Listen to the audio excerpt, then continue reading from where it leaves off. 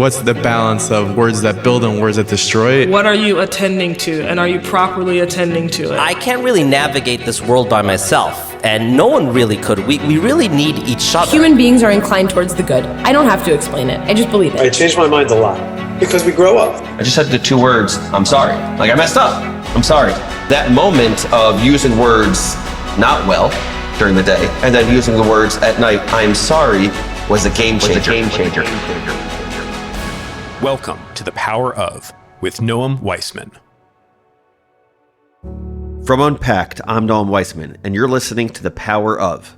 This week, The Power of Words. The Power Of is brought to you thanks to our generous platinum-level supporters, the Mayberg Foundation and David and Debra Magerman, as well as our additional gold-level supporters, Sheryl and Gerald Hartman, and bronze-level supporters, the Crain-Maling Foundation. To sponsor future episodes for your foundation, your company, or just because you care about Jewish education, email us at podcasts@jewishunpacked.com. I want to tell you an amazing story that I heard from Rabbi Ephraim Goldberg, a rabbi in Boca Raton, Florida. Now, it's apocryphal. It didn't exactly happen like this, but the story goes something like this. One day, a young Thomas Edison came home and handed his mother a piece of paper. He told her, "My teacher gave this to me and told me to only give it to my mother." His mom's eyes were tearful as she read the letter out loud to her child. Here's what she read. "Your son is a genius. This school is too small for him and doesn't have enough good teachers for training him. Please teach him yourself." Many years later, after Edison's mother had died, he was looking through old family things. Now one of the greatest inventors of the century, he suddenly saw a folded piece of paper in the corner of a desk drawer. He took it and opened it up. On the paper was written, "Your son is addled," meaning mentally ill. "We won't let him come to school anymore."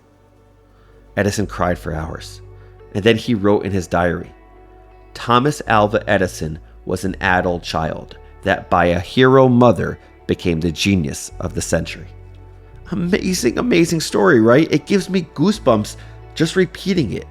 There's so much here. The power of a mother's love, what true faith looks like, and we could go on. But I want to focus on a counter-historical for a minute here.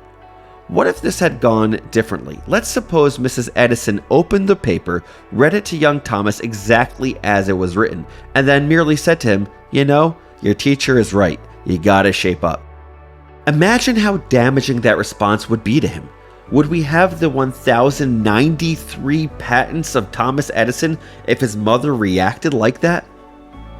We create worlds with words, and we destroy worlds with words. The author of Mishlei, also known as the Book of Proverbs, got it right when he said, "Mavet v'chayim beyad halashon," death and life are in the hands of the tongue. We might choose not to think about this point each and every day, but if we pause for a few moments to think about the power of words, the power of speech, the power of what we choose to say and choose not to say, we will recognize the power of words. There are no two ways about it. Judaism, as I see it, is obsessed with words. From the Talmudic idea that hir hor lav kedibor dami, that thought is not the same as speech, to the power of teshuvah, of forgiveness, which must be accompanied by a sincere apology, coupled with a commitment to change. And of course, the deceptively simple morning routine we can all apply regardless of our religious background, which is to start the day with the words modeh ani, thank you. What we choose to say matters. To think this through, my producer, Rifki Stern, and I knew exactly who to speak to. Nachi and Yaakov are the co-hosts of a podcast called Meaningful People. And well, it's exactly what it sounds like. Every week, they have a really beautiful conversation with people you may know, you may not, but who are really fascinating and inspiring people with stories that positively inspire the world. Nachi and Yaakov wanted to showcase meaningful people, and they chose a podcast. They choose language and conversation and communication and words. And I wanted to talk to them about all of that and talk about it in a way where we could explore our own goals, our own doubts, and of course, explore what Judaism has to say about all of this. Our talk was wide-ranging. In this episode, you'll hear us discussing Eleanor Roosevelt's famous insight connecting the ideas we choose to speak about with the type of person we are. You'll hear us struggle about the constant temptation to speak ill of people, even people we like. For many of us, the water cooler or the dugout, and now the WhatsApp group, the Slack thread, the Instagram, Twitter conversations are such a challenge. When we think of the power of words, we might think of the oratory quips of Golda Meir. Okay, that might be my hat from another podcast I work on, Unpacking Israeli History. Or we might think of Obama's rhetorical flourishes, or the legends of Churchill, or the hilarity of Yogi Berra. And I don't want to tell you too much about the conversation. It'll speak for itself. But I keep thinking about this moment in the episode where Yaakov admitted that he don't speak with such polish or have an Oxford-level vocabulary. He tends to make up words, actually. But the way Nachi and Yaakov communicate brings people in, makes people feel good. Nachi and Yaakov have used their words to inspire hundreds of thousands, if not millions of people. So take a listen to this conversation, and hopefully we can all walk away exploring the power of words. Yalla, let's do this. Nachi and Yaakov, it is so awesome to have you on The Power Of. Real pleasure. Thank you so much for having us. Love your podcast. Been listening to it a bunch recently. It's called Meaningful People. Could you just tell us what problem were you trying to solve in creating this podcast called Meaningful People? I don't know if it really we had in mind to solve an issue here. We kind of just started off with talking to people, a lot of rabbis, and then it kind of just turned into, hey, there's many types of meaningful people. But I don't think we were really trying to solve a problem necessarily, but I do think it kind of opened up a world of, at least with a lot of Jews, to hear other people's stories and relate to them. Yaakov said it perfectly. I think that, we grew up in a world where when you found out about people, you read about them after they passed away. So I wouldn't really call it a problem that we wanted to solve, but something that we wanted to do is sort of, feature people and have people learn about them while they're still alive instead of, when they pass away.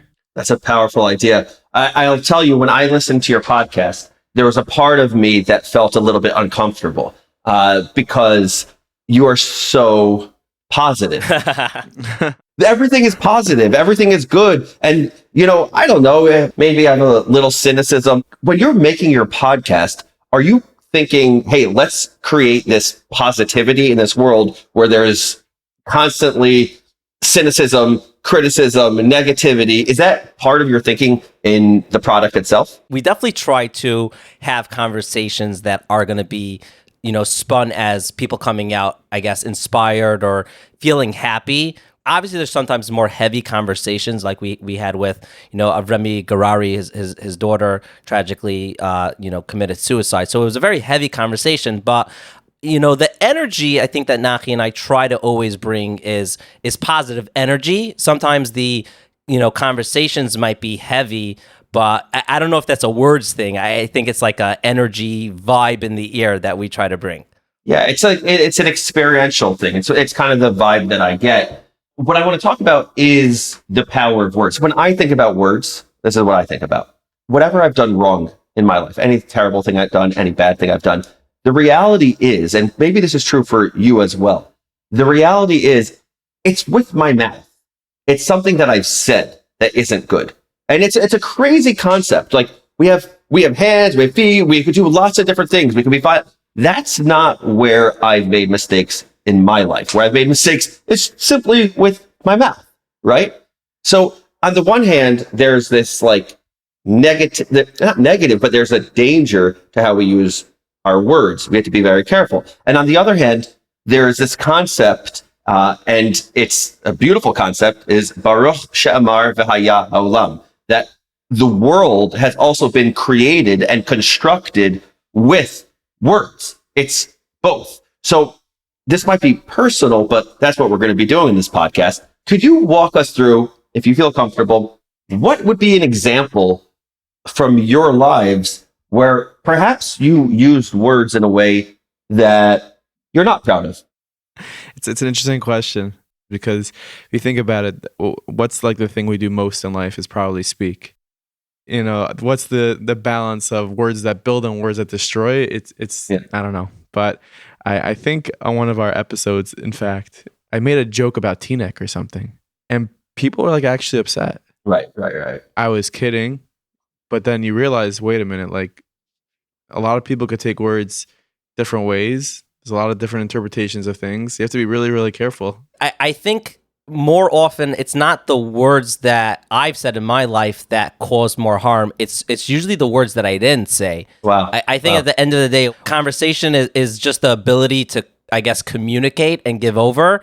There definitely have been instances where in my life, whether like even Nachi and myself, there have been, even making this podcast, there's differences of opinion. And I definitely regret the times where I personally didn't communicate, hey, this is the idea that I want to do or go down this path and stuff like that. So I think, at least for myself, I like to talk. I enjoy conversation. It's usually, I think, the most harm when I don't share what I'm feeling or share enough. Yeah, I feel often that an awkward conversation not had is worse than the awkward conversation had. So what you're saying, like sometimes it's difficult because, you want to say something and that silence is actually a problem when you could communicate something. There's something you want to say. But I'll tell you, there are times for me where I know that the way I communicated was just off. I'll give you guys a few just specific examples. Example number one that I have when I think about my own life is I have kids. Do you have kids? Yeah. I have an 8-year-old son, and I have been in education for a long time. I was the principal of a high school. I helped lead a Jewish education media company. I have a doctorate in educational psychology. I ought to know how to use my words well to teach my son in a moment of a difficult math problem. And he's going through this math problem, and it was something like estimation, like rounding to the 10, rounding to the 100. I'm doing this homework with him, and I'm getting impatient. And I say, "Yeah, why can't you figure this out?" When I said, "Yal, why can't you figure this out?" I saw him shut down at that moment. And I intellectually, I looked down.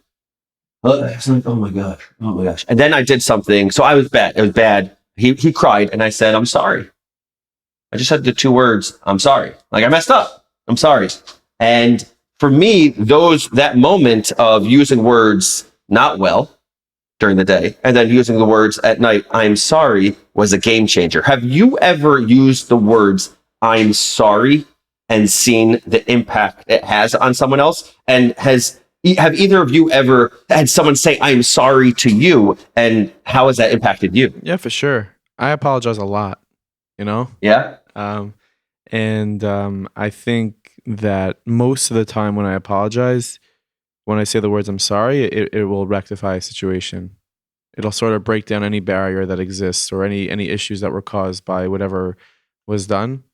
I think saying the words "I'm sorry" sort of, what they do is it like represents like the viewpoint of like what I did wasn't malicious and I didn't intend to do what was said or done. So I definitely have seen the effect that those words have, and on the flip side as well, hearing the words "I'm sorry" in a genuine way, it makes a difference. It sort of just brings 2 people who are on the opposite sides of a spectrum in a moment, and lets you come to the middle and Right. I guess Right. unite.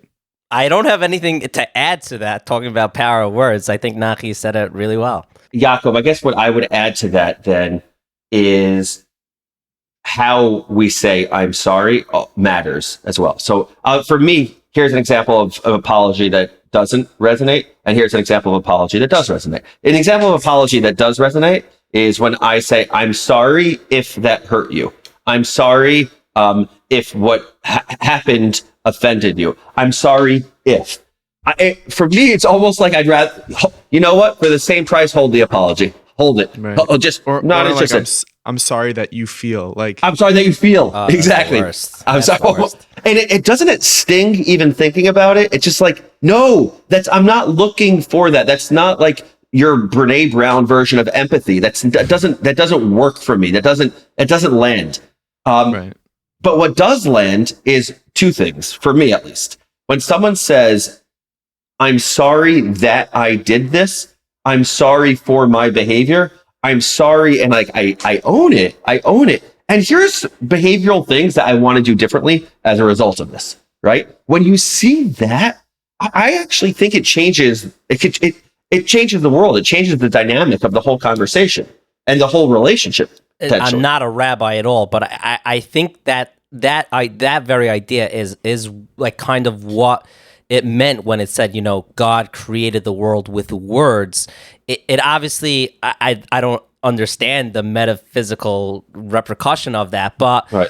that idea of putting in your intention, your desire, your whatever you're trying to communicate over, the words are just carrying it over. But that, whether it's love or hate, whatever you're using your words for, that transfers into something that's real, like a real reality. And I think that's how this world was created. And I think that's how we build relationships, and everything we have is with our communication and our relationships with others.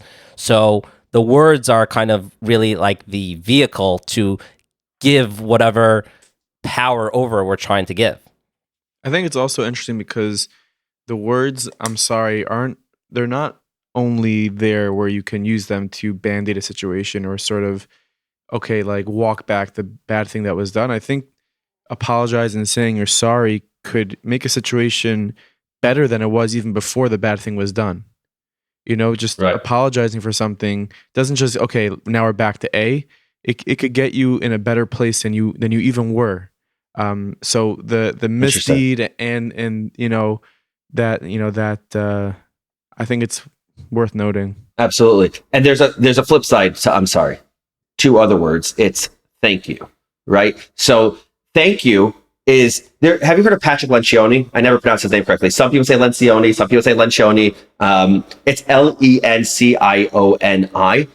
It sounds like a delicious pasta, but clearly I have not heard of him. Like sounds like one of those freezer pizzas, like those Italian freezer pizza companies. He's for sure like world famous, and like Nachi and I are By the like, way, we don't know who he is. You I'm guys sure are amazing. people are cringing as we. No. No clue who he is. Listen. It's okay. There's no shaming here. But he's one of these business gurus. How to have good meetings. How to have a healthy, trustworthy team. And he says that there are a few words that just change the game for a team.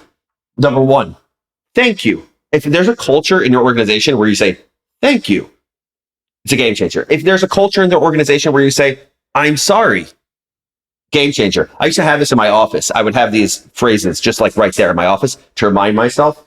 Number three, when someone says, I need help. It's a remarkable thing when someone is willing to say to somebody else, like, I cannot accomplish this on my own. And then he also points out when you say to somebody, you're better than me at this.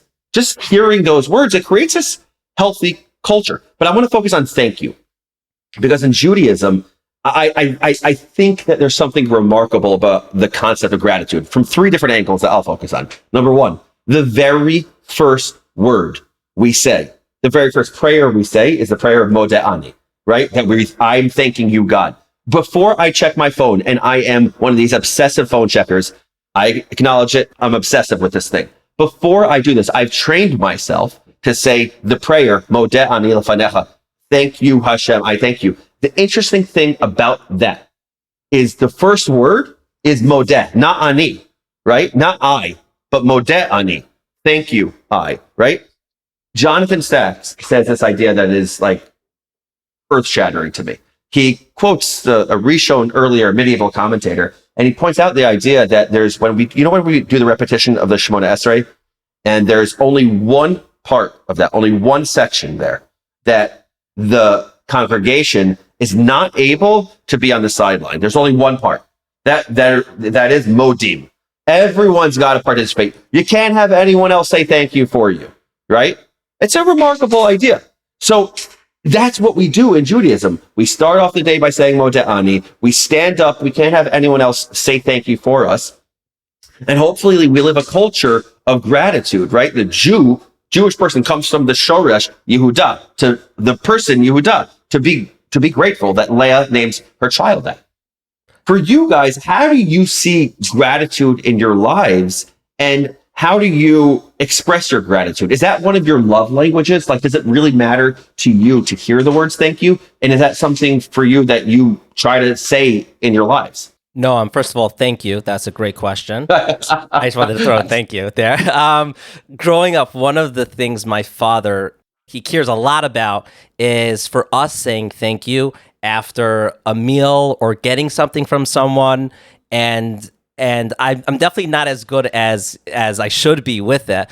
But it's interesting that I think the thank you concept is really just saying, like the other points that you made, that I can't really navigate this world by myself, and no one really could. We really need each other, and thank you is expressing that. Hey, it's like that reminder that you helped me, and I appreciate that, and I wouldn't be at this stage of my life, whether it was small or big, without you. So thank you. Wait, Nachi, before you jump in, I want to say something else about that. You just got my brain going there. I think sometimes it's hard for me to say thank you. I think that it's sometimes me saying thank you like gives something to somebody else. I can't describe exactly what it is, but you know what I'm saying? Like it's like, all right, I'm going to say, like, I'm giving something of myself to you by saying thank you. I can't describe exactly what I mean by that, but do you always say thank you when you feel gratitude, or do you sometimes hold it in? I definitely hold it in sometimes. I think the more conscious I am of it, like I think after this conversation, I'm going to be a lot more alerted. But I know exactly what you mean. I think that's like human nature to, it's part of our ego, giving over, to someone else that idea of, hey, thank you because I am here because of you. Like the natural tendencies goes to like, no, I'm good. I don't need someone else. I think naturally. So giving that over is definitely giving a part of yourself. But I think, the average Jewish person or just person in general that you meet, I think if they have like a good, solid upbringing, they understand the value of that. Because at the end of the day, everyone feels good when they're thanked. So it's recipitive, Yep. Is that a word? I don't know. You know what? By the way, I don't. By the way, I do not think it is a word. But in an episode on the power of words, we will find out. Someone will comment whether or not recipitive, which I'm going to guess is not a word, is a word or not a word. I need to point this out. I think it's so ironic that you're asking. I'll put Nachi in this thing also, but more myself. You're asking Nachi and myself to the power of words.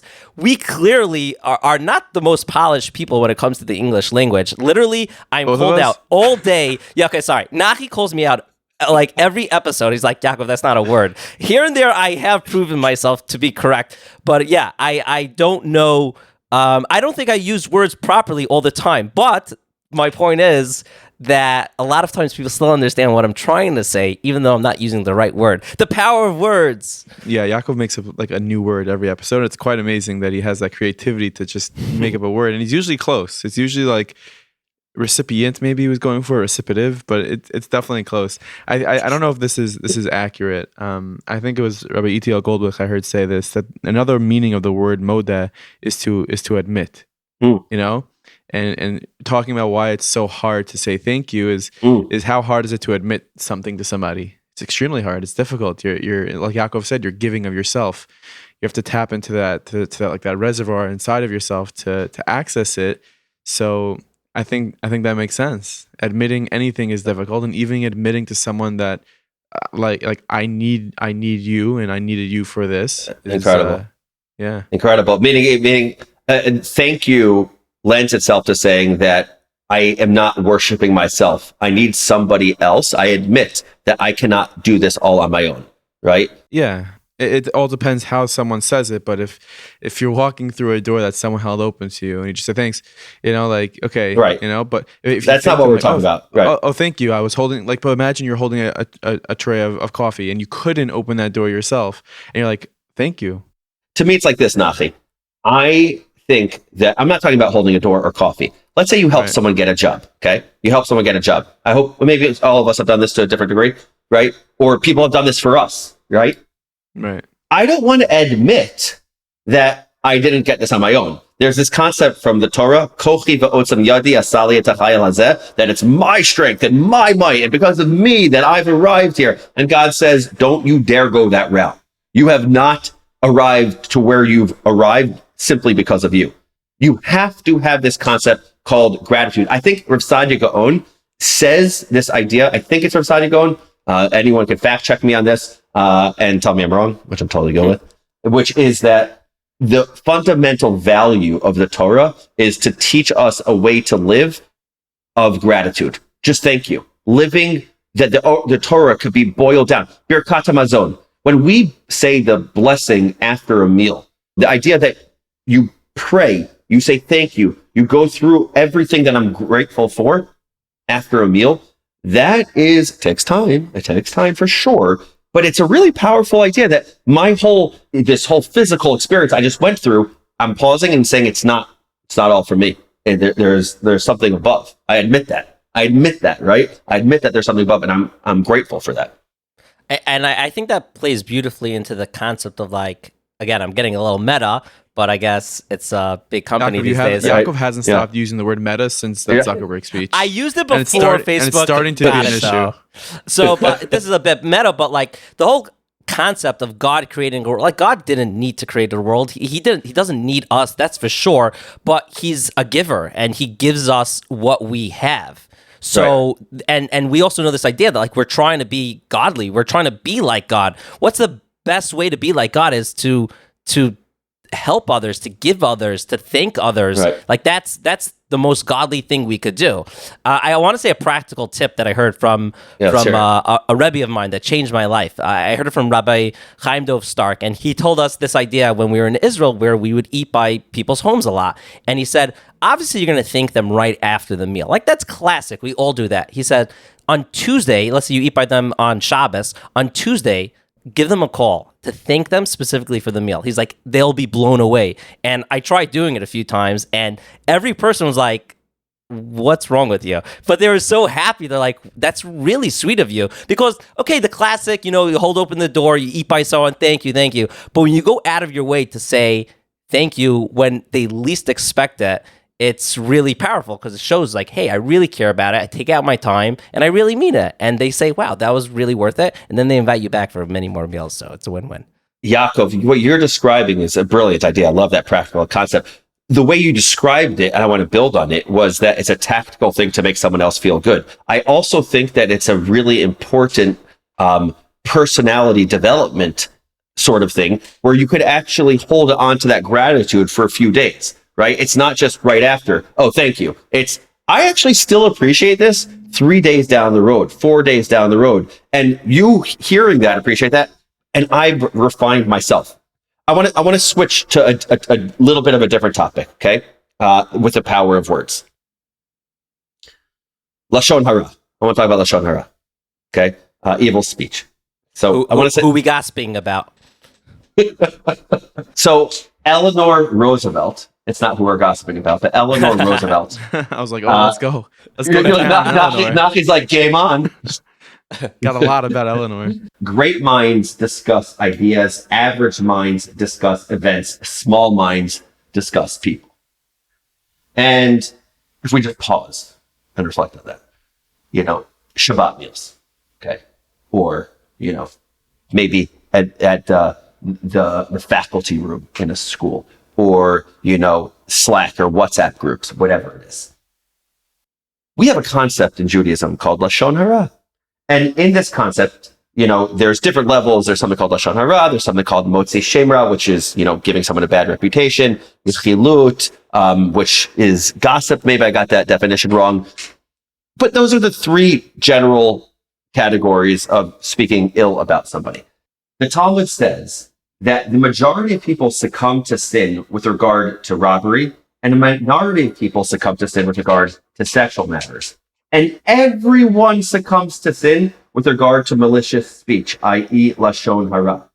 And then there's another idea in Pirkei Avot that says, Shimon, the son of Rabbi Gamliel, used to say, Kol yamai gadalti ben chachamim, all my days I grew up amongst the sages, v'lo matzati laguf tov el shtika. What I found, what was good, was silence. and anyone who indulges too much in words brings upon sin.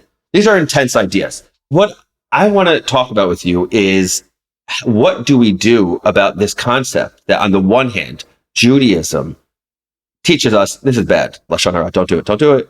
But we all know that everyone's going to do it. And on the other hand, we have Eleanor Roosevelt giving us a really pithy line, a smart line of, great minds discuss ideas, small minds discuss people. So teach ideas, talk about ideas.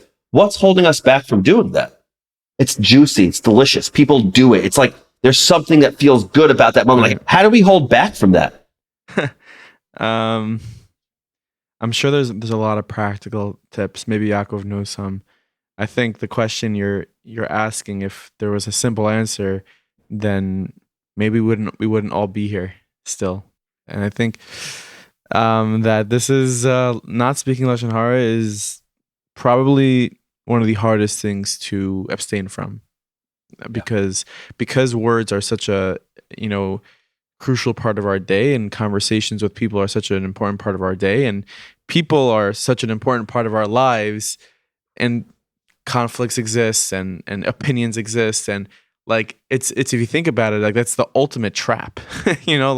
Okay, you're in a room with 10 people, you have to pray in the morning, or you're going to pray 3 times a day, so that before you daven and after you daven, like that's literally even when you're going to daven, like you're doing something holy in shul. How many times are you caught before or after speaking about, oh, you hear what that guy said, or oh, you saw that the rabbi said this, or this guy did that? Like, you'd think like in a shul you're going to speak Lashon Hara, but like that happens so the answer is yes.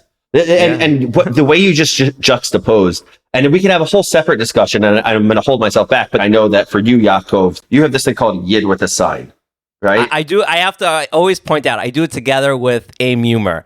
He's hilarious. I am definitely the face of it. I mean, clearly I'm the one with like the bigger muscles from the two. That's sarcastic. I have tiny muscles. You actually yes. might. I'll tell you what my favorite one of those, because it relates to what you were just talking about. My favorite one is you have a sign that says "Beli neder," which means without a promise, means you won't do it. Yes. Yeah. Yaakov's nightmare is having to explain his signs. No, I enjoy it. No, but that's a great articulation of what you were just talking about with words. Yeah. I think I rephrased that. I think I originally heard Rav Gav. He's an awesome speaker in Israel, and I think he said a concept like that. I didn't make up the concept, but yeah, bli neder means like I'm not making a vow out of this. So when you want to say like, oh, I'll help you with that, then you say bli neder, I'm not making a vow out of this, which kind of could also mean, by the way, I'm not holding myself accountable at all. So whatever I'm about to say is not true. So yeah, there's a truth to that. Like when we say, when we say something, like, do we really mean it? Like, oh, I'll help you with that, or whatever we're sharing. Like, do we really mean it? What you're talking about, Yaakov, is this concept of authenticity and integrity. Okay, so Adam Grant's incredible thought leader at the University of Pennsylvania. He just wrote a new book called, I think it's either called Think Again or Rethink. And he tweets all the time. He has this tweet that I'm going to read to you. He says, integrity is walking the talk.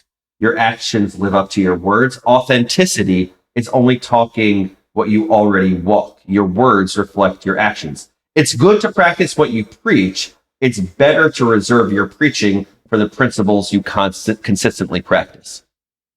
That's beautiful. Is that right? No, I have heard that concept before, and I think this concept, it definitely comes before him. I love how he articulated it, but right. I think that's what emunah and bitachon is, meaning faith and faith in God and trust in God. I heard this great analogy that faith in God is, seeing in by a circus, someone walk on a tightrope and hold a barrel. That's faith in God. Like, do I think that person's going to make it by? Yeah, I think they'll make it by. That's faith in something. Trust is saying, oh, okay, that person could do it, and I'm going to be sitting in that barrel.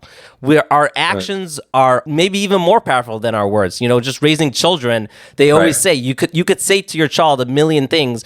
Don't walk on the carpet with your shoes. But if you're going to walk on the carpet yourself with your shoes, your kids are going to be like, "Come on, you don't practice what you preach." Do as I say, not as I do. That whole idea doesn't work. Apparently, Yes, I'm learning that very quickly. Nachi, could you talk to us about Meaningful Minute? And, Sure.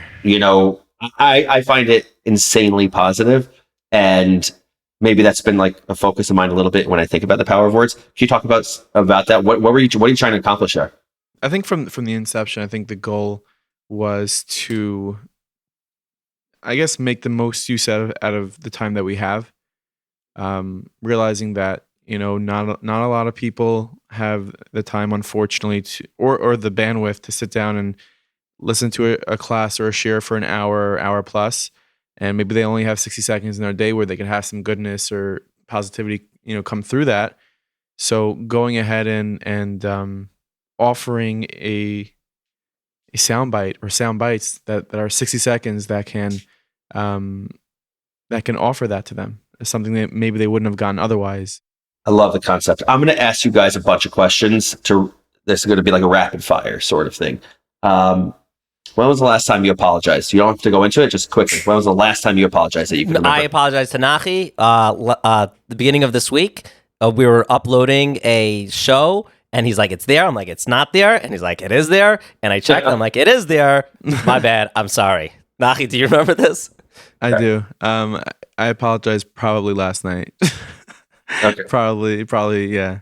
I apologize a lot. Do you have, Nachi, I'm going to you first here. Do you have any daily ritual that you use to help you live your best life, to incorporate the values that we spoke about today? Any daily rituals? It's funny. It's so not a rapid fire question, but I'll try. It's like tefillah, besides for davening. I think that's the only daily ritual I do have. But really, I use the time of Shemoneh Esrei as sort of like a meditation, to sort of just like use that silence. I think there's nothing that can show you and give you the greatest lesson of power of words than silence. Just being silent. Love it. And yeah. Love that. It's so hard, but I love it. Yaakov. So it's something that I want to start doing. I learned this from, I forgot his name. He's a very successful person on MTV, and he was basically saying he has so many projects going on in his life that he just finds it hard to like keep his wife up to date. He has like literally like 10, 15 companies, and he owns a bunch of real estate, and he's producing so many shows, and he's a skater. And what he does every morning, he sends his wife a love note of saying like why he appreciates her, and together with that, he's like, by the way, I'm working on, number 1, number 2, number 3, and then I love you so much. It's something I didn't start yet, but I told my wife, because she always like hears about like things that I'm doing, and I think everyone's just so busy. We live in the busiest times of our lives. So I'm always like, I forgot to tell you about that. So I want to start doing that every morning to tell my wife, like, I love you for the X, Y, and Z. And by the way, this is what I'm up to today. Like this interview itself, she doesn't even know about. Okay, because it just happened. Like she'll see it like put out, and she's like, "What the heck? When did you do that?" Right. And I'll be like, "When you took our son to the doctor." Rosie also had a doctor's appointment this morning. No way. Yeah. Did Alex get a shot?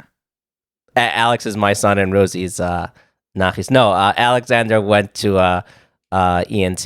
By the way, I hope you guys don't cut this part out. This is the juice. This is the real juice. It's very important. It's very important. Is it a shidduch one day, Alexander and Rosie? I don't know. Maybe. Right. To be determined.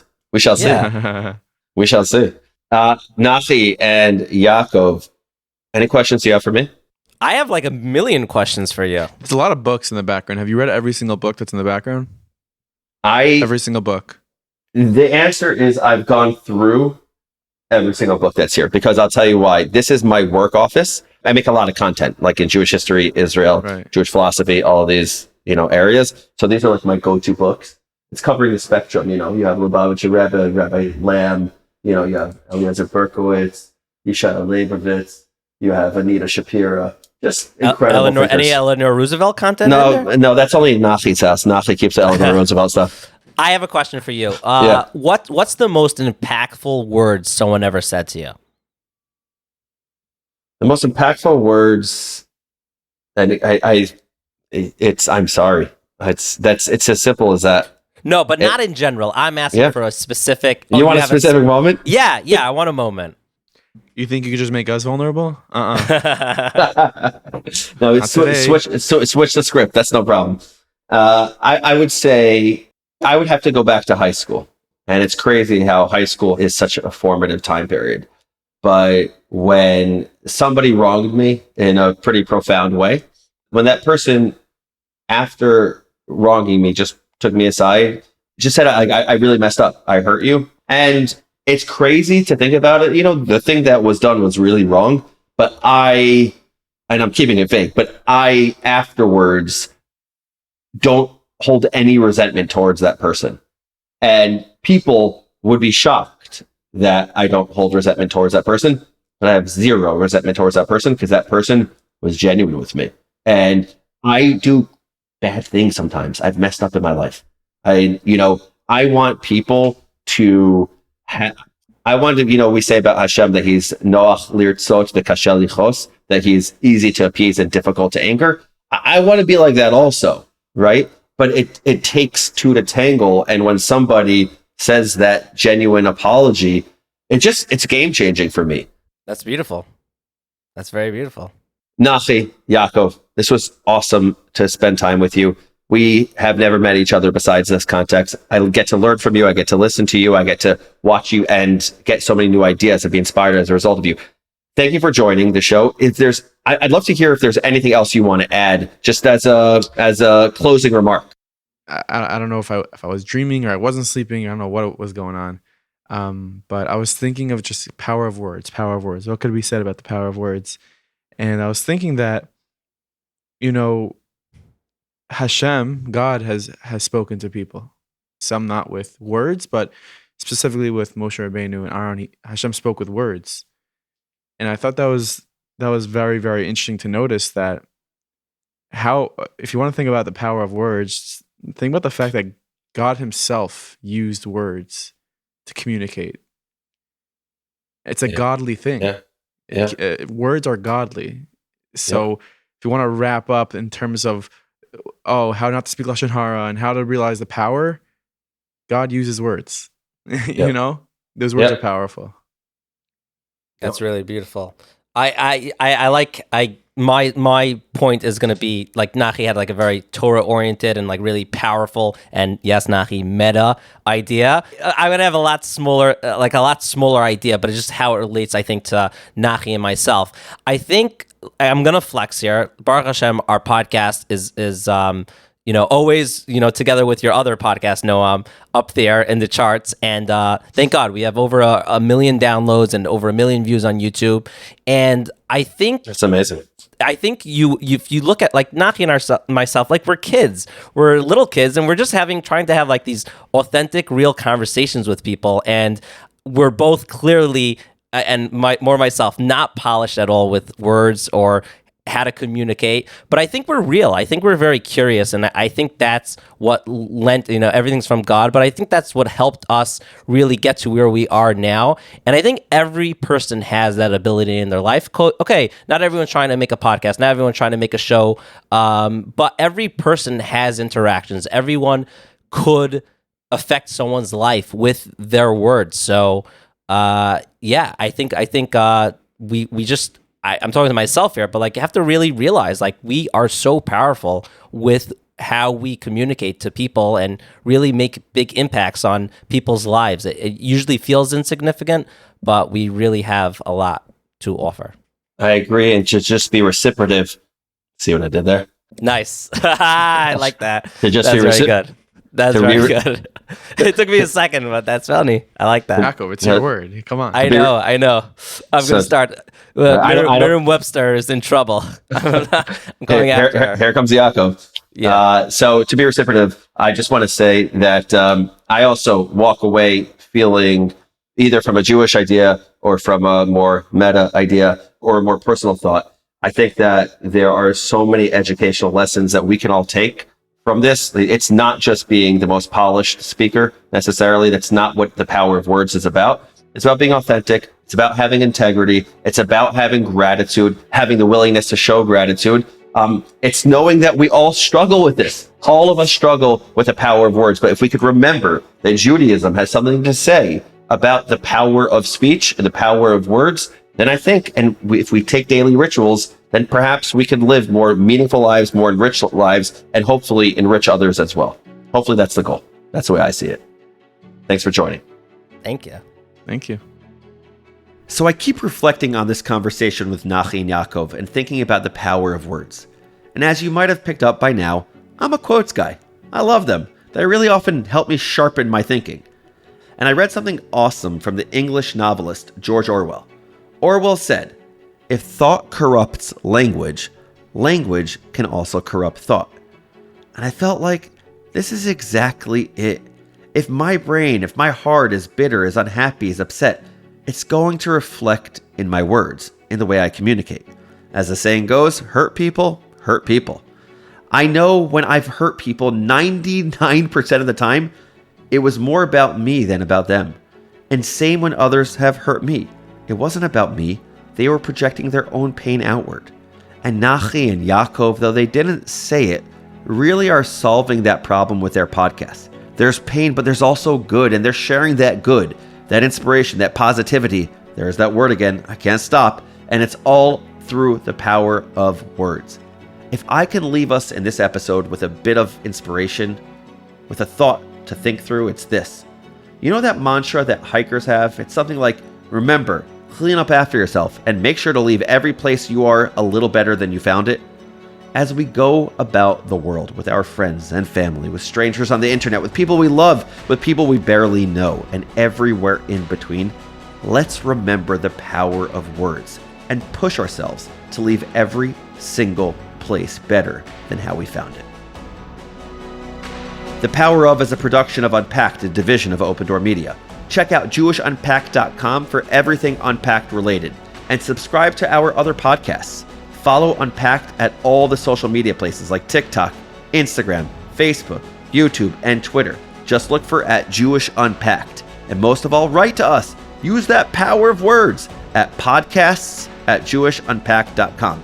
This episode was produced by Rifki Stern, and audio magic is all Rob Para. I'm your host, Noam Weissman. Thanks for listening.